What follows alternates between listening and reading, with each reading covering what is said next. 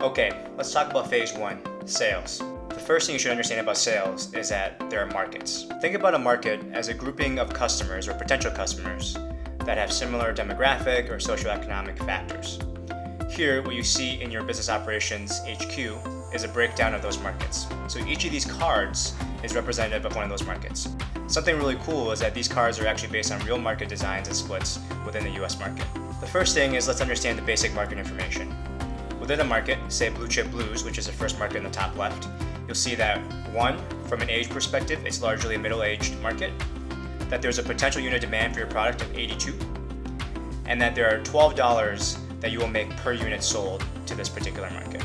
Lastly, you'll see that from an affluency perspective, Blue Chip Blues is low in terms of affluency, and they're located mostly in the suburban areas.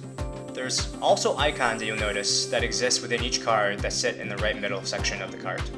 These icons are in a way clues to help you understand what particular strategy of the business might fit well with that market. If you think about it, if you were a low-cost strategy, you might cater very well to Blue Chip Blues based on their socioeconomic factors. The biggest thing you should think about is what is the product you're selling, what is the strategy of your business, and what kind of market do you think would most likely buy your product. Since I've selected a premium strategy, I'm going to think about a market that might be more interested in premium products. And so I'm going to be looking for a market that's maybe more affluent, maybe more urban, and maybe younger to middle-aged. And so I'm going to go ahead and go with the Young Digerati. Once you've targeted a market, you can go into your Sales and Marketing tab to see that market. So now in the Sales and Marketing tab, you'll see that the Young Digerati market that we targeted is now here. And here you'll be able to see a couple of different things. One, you'll take actions against that market by assigning sales employees to be able to sell, as well as advertise. In addition, if it's a market that you're no longer interested in, you can also choose to untarget it. There's also a couple data points here, which is your total investment, how much money have you put into this market, your current market share, which is what's the percentage of the market that you've captured of that 22 unit demand, and whether or not you have a sales employee assigned to that market. In order to sell, you actually have to have somebody assigned to it first. You can't sell to a market without a sales staff. And so the first thing you're going to want to do is assign employees. When you're assigning employees, if you don't have any employees, you actually need to go to the employee section and hire an employee.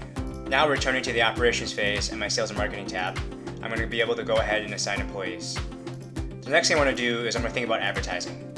The way advertising works is that when you compete and bid into a market with your sales employee, there's actually a simulated backend here that has multiple other companies randomly bidding within the markets as well. What you're going to want to do is as you learn and play the game through each of the rounds, you're going to start to understand what type of advertising amounts work, what doesn't work, and what's going to result in higher market share. Sometimes it's luck, and sometimes it's strategy, just like in the real world. For your first turn, we recommend you allocating about 15 to 20% maximum of your budget, and then you can adjust from there as you go. So I'm going to allocate about 20% and invest $200 into this market. Once I invest that market, just as I mentioned, that virtual bidding will occur, and you'll see then the current market share number will update with the amount of the market that you've captured. In addition, if you go into your management dashboard, you'll see what that results in projected demand. Remember, sales is the start of everything, so if you don't have any demand, then you can't produce any product and make any money. Be planful, don't be afraid to experiment. Good luck, and go hit the pavement.